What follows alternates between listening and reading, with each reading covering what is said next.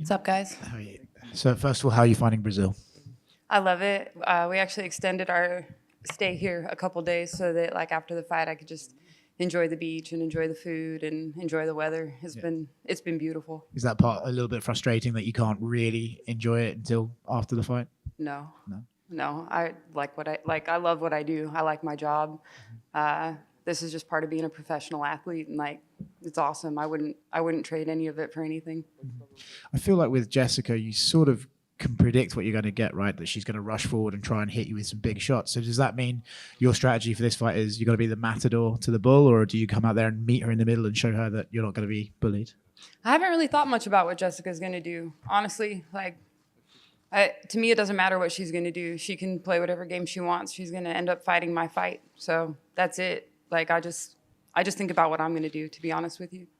Is she a name that you're excited to fight? She's quite a big name. The UFC obviously value her. It seems that people who beat her go right up the rankings for the UFC and right straight into title contention. I know that's one you want to get back. So is this a fight that excites you? Yeah, of course. Yeah, that's why I asked for this fight. It's definitely a tougher fight than my last one.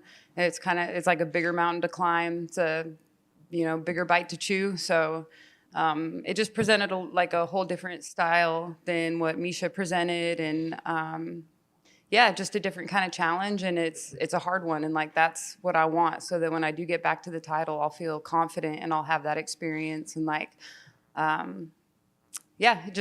me, it's all about taking those challenges and seeing how far I can go and seeing what I'm capable of, and she just happened to be like the perfect person in the perfect place at the perfect time. Mm-hmm. Do you think it will be Valentina after Saturday? Do you think you'll get that fight? I don't know. I haven't really thought past, like, all I'm thinking about right now is Saturday night, and afterward, like, then we can reassess what's going on. Are you surprised Valentina hasn't fought for a while? She's kind of been out of the cage a little longer than she usually has. No, looked to me like she had a pretty tough fight in her last fight. Like, I think she got all that she could handle and then some in her last fight. So, did you have her winning that fight or no? No, I thought Tyler won that fight. Do you think that's going to be the fight that people look at and be like, okay, there's a route to victory here? I don't know. Who knows what the fuck other people are thinking? I don't know.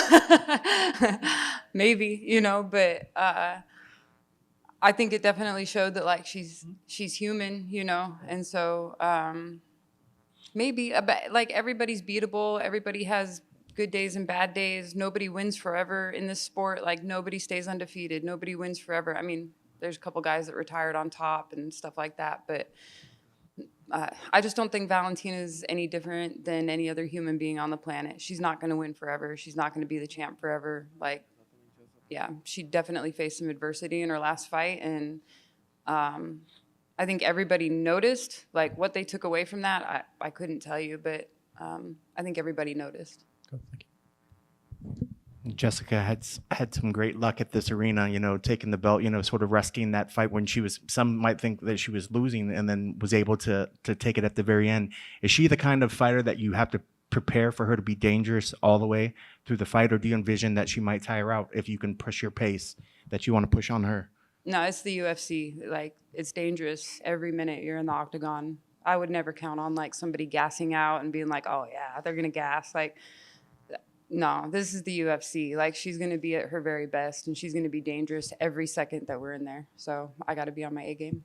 Are you one that likes to visualize the walking out into the arena and the taking in the crowd? And if so, what do you envision that you're going to feel like and what it's going to sound like and be like walking out there on Saturday? Yeah, I do. I envision that kind of stuff a lot. Like, I'm pumped to fight in front of the Brazilian fans because they're so notorious for, like, the energy that they bring to all the events, and like I love it. I love to come in and, like, be the villain and be the underdog and, like, spoil people's plans and spoil their party. And so, yeah, I'm expecting them to really support Jessica, and that's what the fans are supposed to do. That's what they do. I think it's pretty badass, actually, when, like, you have a whole arena full of people and the energy is just so intense like that. Like, obviously they're gonna want this is Jessica's hometown. I think she grew up like not far from here. So obviously they're gonna be cheering for her, and yeah, I'm actually pumped to hear it. Like, I can't wait to ride off that energy.